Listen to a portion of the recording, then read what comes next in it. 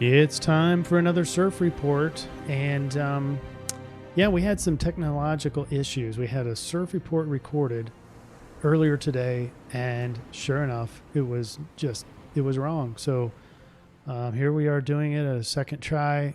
Probably going to be doing it much more fluently or expeditious, I'll put it that way. We have a new studio, which adds to the complexity in the problem. As you can see in the background's changed. My screens have all changed, so I might be looking in the wrong place.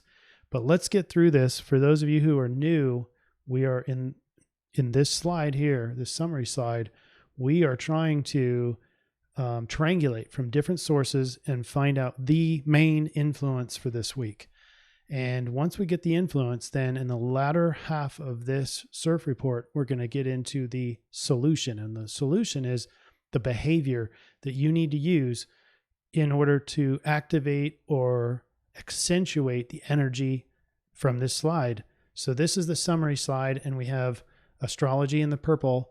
We have Mercury going combust, which is getting close to the sun. It gets even closer to the sun, conjunct Cazimi, and I'll talk about what that means later. But we also have the new moon in Leo. These are the big ones, but there's also Sun and Mercury trine Mars. We'll talk about what that means, like much more impulsive. But think about the Mercury part of this, bringing our thoughts down. Logic's not really helping. Reasoning is, the faculties are extremely limited, except for when the sun gets within 17 minutes of the sun, which is going to be, I think, on Monday the 17th. We'll get closer as we drill down the days in tropical astrology. Now, so that's the big, there's a lot of energies. So that purple circle is much bigger.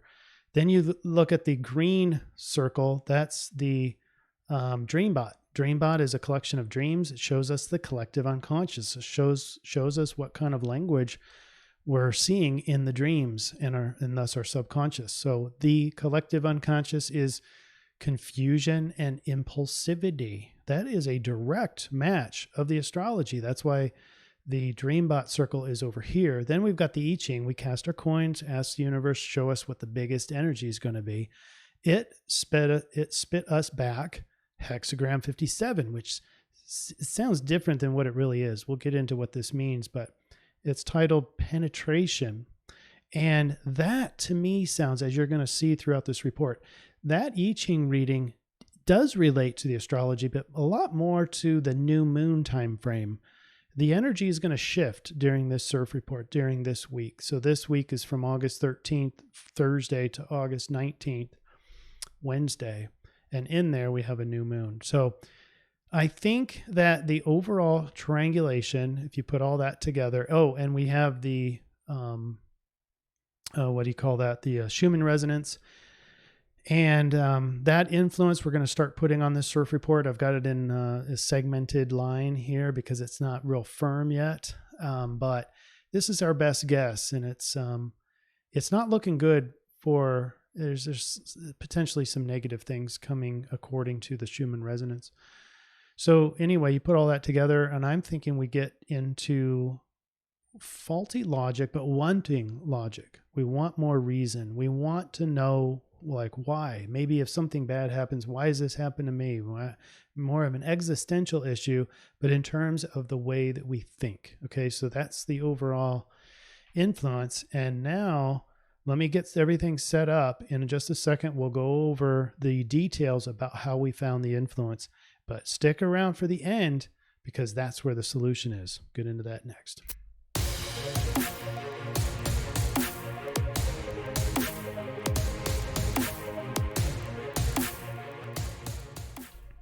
All right, we start with the Dreambot. Let's get into it. Here's the collection of dreams, and we have arrows going through the different memes. I've picked out two memes here that seemed very prominent. The first one is the Mercury combust. It's confusion, cognitive impairment.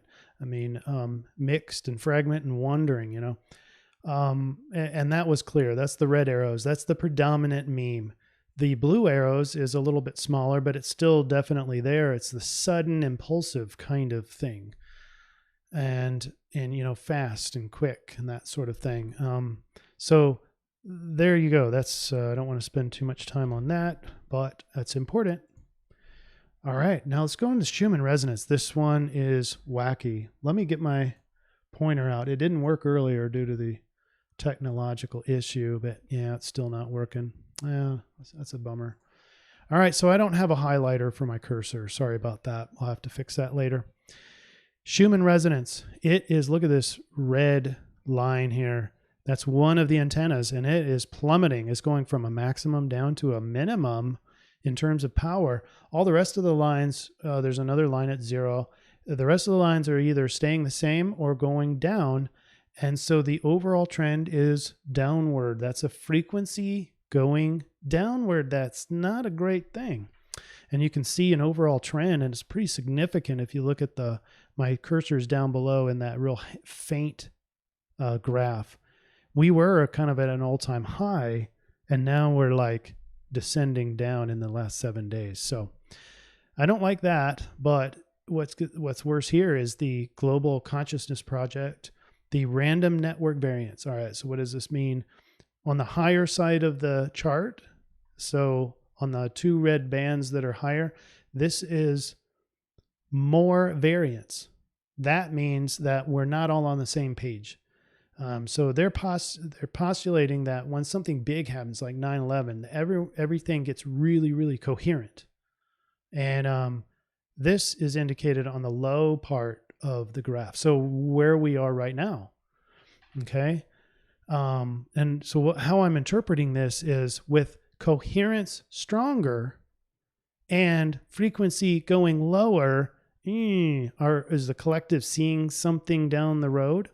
Okay, and something negative, because frequency is kind of associated with more positive or negative, and the frequency going down, and we're all on the same page. That's not looking good. I'm thinking that maybe we're feeling down together, or something big's about to happen, but more of in a negative sort of way. I hate saying that, but that's my guess based on, I'm not telling you that it's going to happen. I'm just making a prediction to see whether or not this Schumann resonance combined with the variance can mean something. So what kind of time frame? I don't know. It'd be imminent, probably. I'm guessing soon, within a couple days, if something was going to happen. I'm not saying something will happen, but let's make that prediction so that we can get better at interpreting the Schumann resonance and the influence. All right. We don't have any planets transiting signs. And again, I'm sorry, I don't have my cursor highlighter, but I just have to make do here and try and fix it later.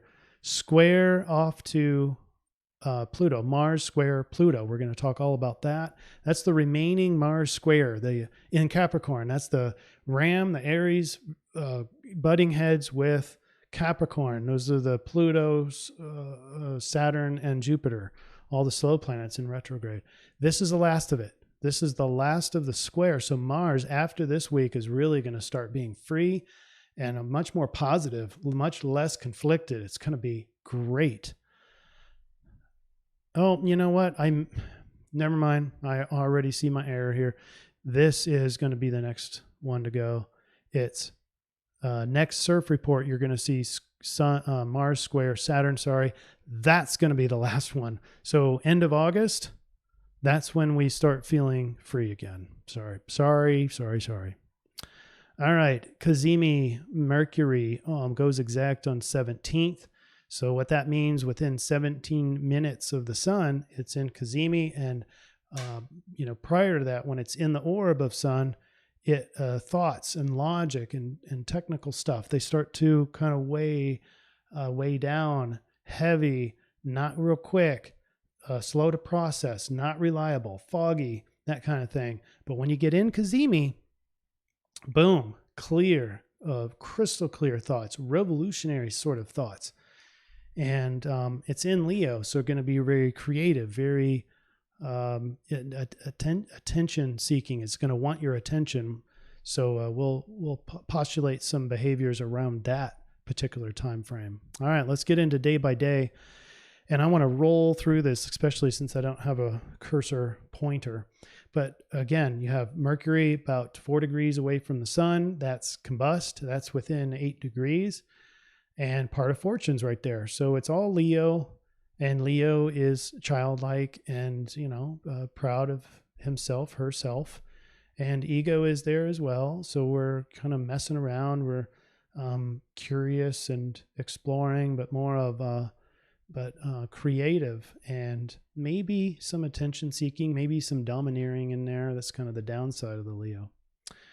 But then you have a trine over to Mars. That's easy energy. So fortunately with Mars and Aries, it's the yang side of your beingness that is easy. And not because there's a trine, but because Mars is in Aries. So you have an easy get going kind of thing. Mars loves being at home in Aries. Mars rules Aries. So it's fire on fire. And it's hot, and it's ready to go, and it's impulsive too. It couldn't be selfish as well.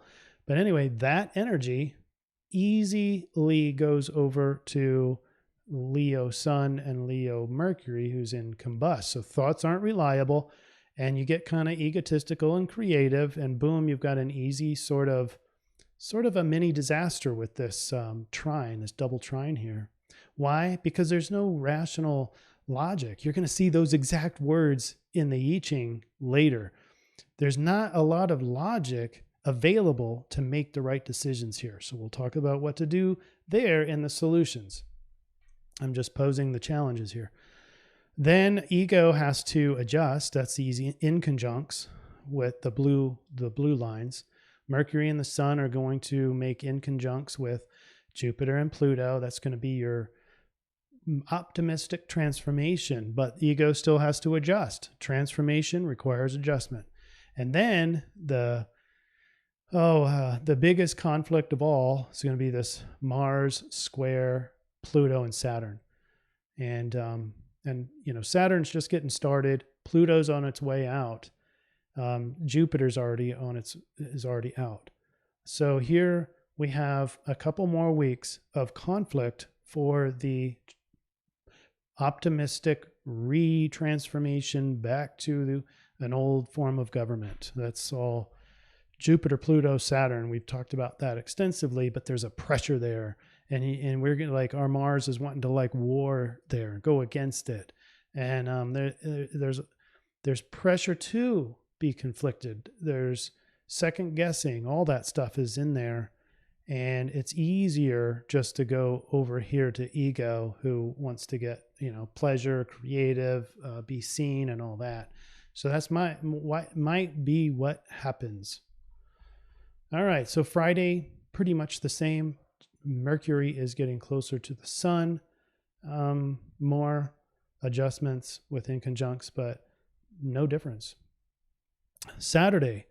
Now, Uranus gets in the mix here. He's got a double sextile over to the Moon and Venus, who are conjunct.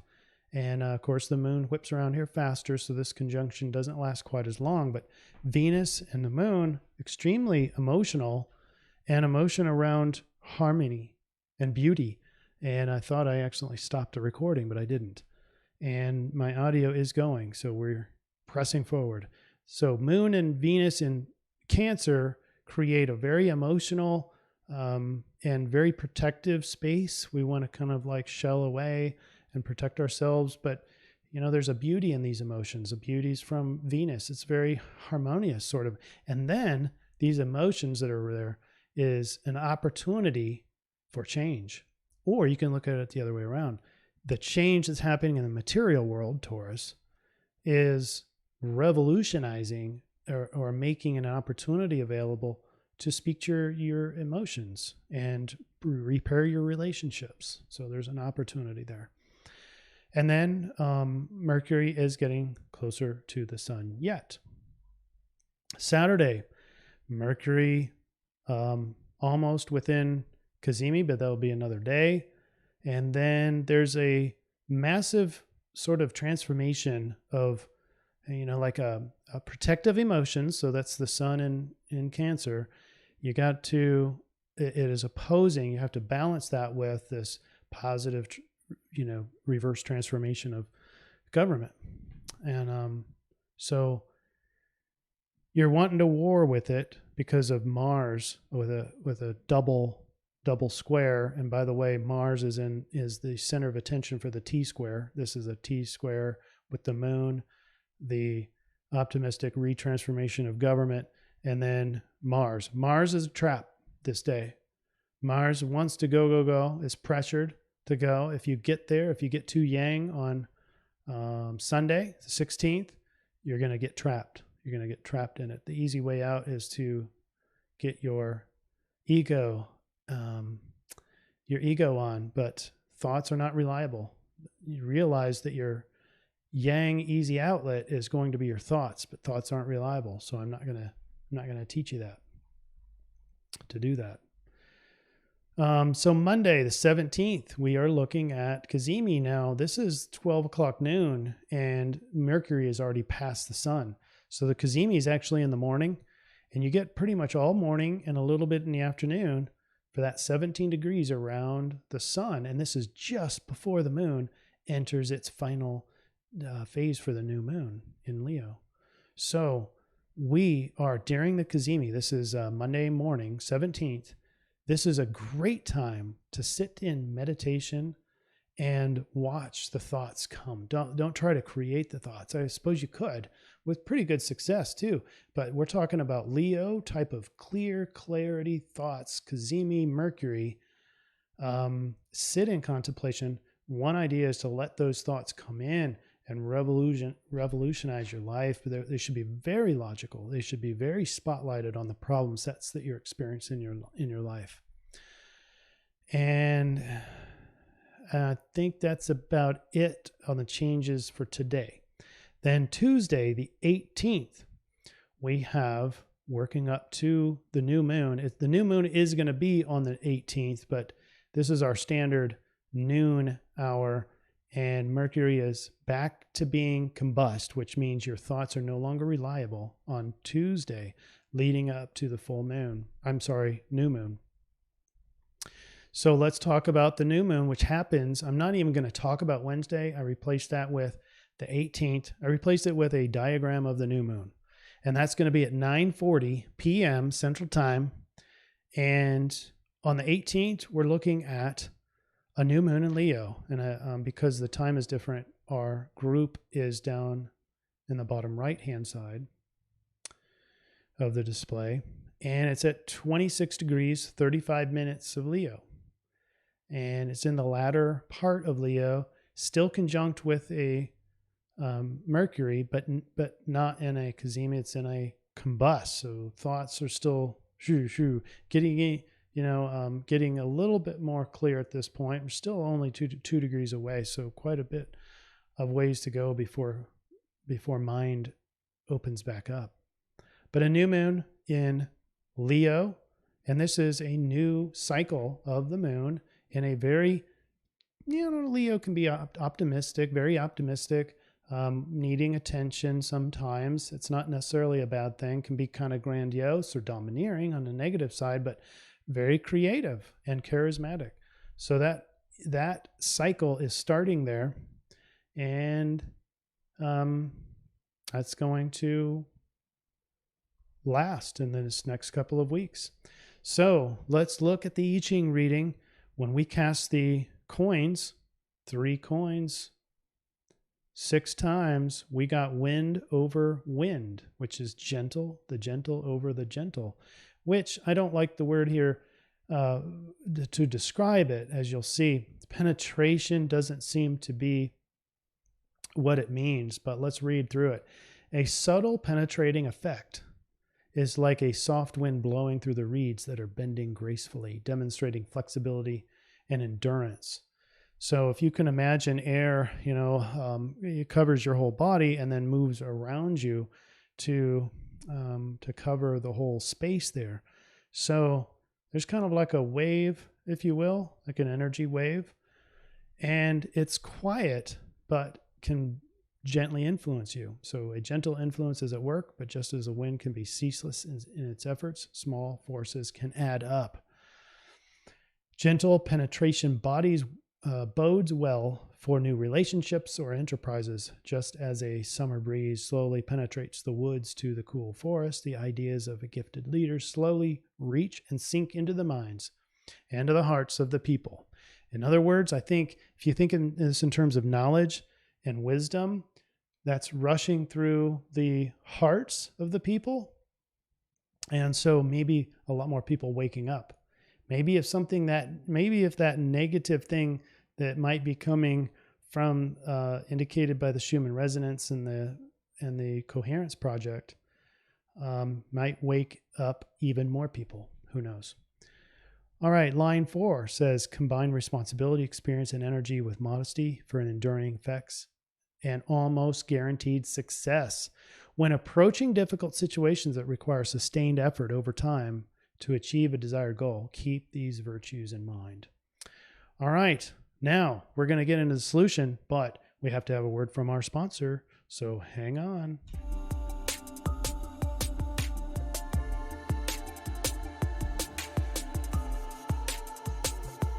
Integrative counseling and life coaching and astro coaching available at interzension.com.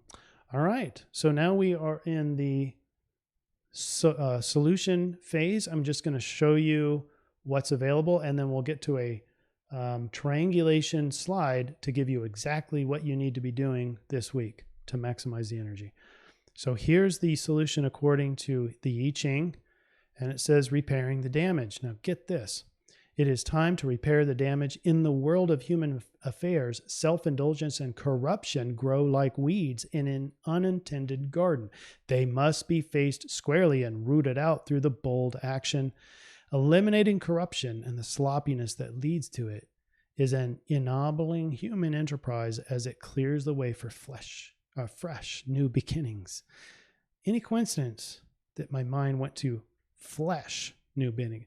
So anyway, this corruption is getting rooted out, all right? And man, maybe it won't be this negative thing. Maybe it's quite the opposite.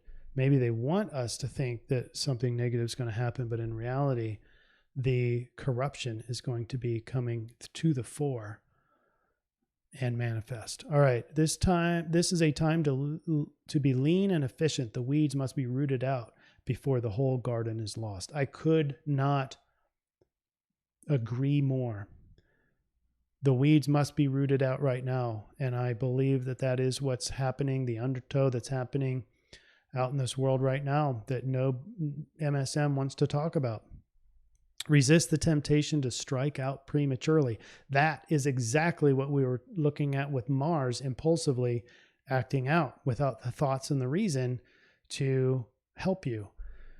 Arresting decay requires a strong effort. When you do act, pay close attention to the process. Make your strike as precise and clear as the path of the surgeon's knife. All right, let's get into the other forms, and we're going to use the new moon energy. All right, so we plop the tropical chart that we've been working on into the calculator, and what we get is we plot the new moon, which is at 26 degrees Leo. We zoom that out into the equivalent rave mandala. We get hexagram 29, and the very first portion of that is at the top is the 6th line, and then we've got Leo as the solution. Now, you keep in mind, I don't have the highlighter, but you can see Leo here is tropical, but there's this little overlap where tropical and sidereal. Sidereal is where you look out into the night sky and you see the moon in Leo. You're not going to see it here because it's right next to the sun, but it should be in Leo.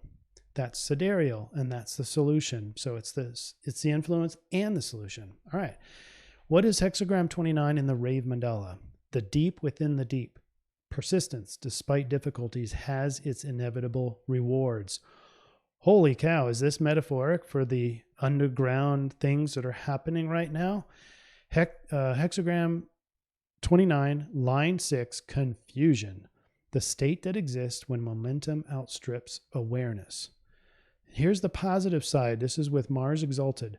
Driving blind and given Mars energy and determination, often blind luck. It's exactly what we looked at in the astrology earlier, because Mars is connected by a trine up to an ailing Mercury without any thoughts. So it's like you don't know why you're doing things and it works out. It's blind luck. The power to persevere that makes no sense. All right, but the downside, this is Jupiter in decrement, a tendency in confusion to withdraw rather than accept the condition and continue to persevere. The power in confusion to caution rather than saying yes. So it sounds like there's according to the Rave Mandala, there's a big conflict in determining when I should push forward, when I should stop and reverse, when I should stop what I'm doing and go back. So persevere or stop. That's the kind of the question according to the Rave Mandala. And I've got an answer for that in the solution slide. So let's do it. Here it is. And on the top, we have our influence. It feels like we're blindfolded. Why? Because we don't have any Mercury, no thoughts, no logic to ration, to help us out, to give us guidance about what we should be doing. Things do seem a little bit more impulsive here. And then you're going to be wanting to know why. Why did I do this? Or why did this happen to me? Reminder on the Schumann Resonance and global coherence for a possible negative event. All right, but here then is the solution. And we triangulate for this one as well, like we just talked about. So brief summary, you've got the I-Ching 18, decay and repair the damage. That's the weeds have to be pulled out. That's what other people are doing right now, but you can't help with social media. Rave Mandala, gate 29, the gate of the abysmal, blind luck, figuring out what to persevere on. And then Sidereal Leo is friendly, charismatic, kind, organized, creative, childlike, optimistic, wonderment. That was in the Dreambot, by the way.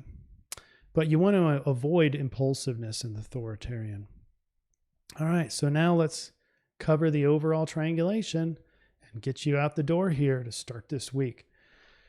Mental acuity is unreliable for the week, except for Monday, like we talked about. That's when Mercury is Cazimi. That is the time on Monday morning and a little bit into the afternoon where you can sit in a quiet space and let those thoughts just flood you. Those are going to be real great thoughts. Should be very logical, should be very crystal clear, and a good time to pose to the universe maybe a problem that you've been having where you need a solution, and then just sit, see what comes.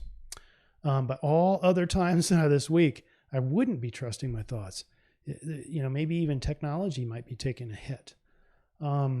Tendency to strike quickly and impulsively. That's from the Mars. And I'm going to expand even more on this so y'all can see it. All right. Now, resist the impulsivity and tune into your human design authority. This means, so you can't use your thoughts. And so how else are we going to determine what's right for us? How do you determine if you should be persevering or stopping? That's your authority, your inner authority. If you haven't heard of the human design, go to interzension.com and sign up for a human design reading. And you get to know what your authority is and then how to behave to know what to do for your particular human design. That's my suggestion, and it is a form of it's an intuition on steroids, because according to the originators of human design, we should be using this at all times instead of our thoughts. So this is the way you get around a Mercury combust. All right. This is a time of vetting and eliminating corruption. So be looking for it. Be looking for the elimination of corruption. Avoid projecting, but so as you know that we're going to be pulling out weeds as a collective this week. So don't you be projecting onto these others, onto the other decaying and other corruption. Instead, look at yourself, introspect, don't judge yourself, but just start cleaning that up. If you have a tendency of pointing the finger, that's a time to be looking at yourself. So listen to your authority on the fly to make timely adjustments on whether or not you need to be persevering or stopping what you're doing and maybe moving backward. And then we bring in the Leo part of this. So be optimistic, be friendly, be charismatic, be creative, but don't be arrogant. Try to not be too dominant. And remember, don't project onto other people. That can be the dominance thing. And attention seeking. You can determine if that's right for you. But anyway, that's it for this week. I hope this was helpful. Thanks for your likes and shares. And we're going to see you again next week. And hopefully I'll clean up this new studio and we'll have some more of the devices that we saw before. But anyway, thank you. See you next week.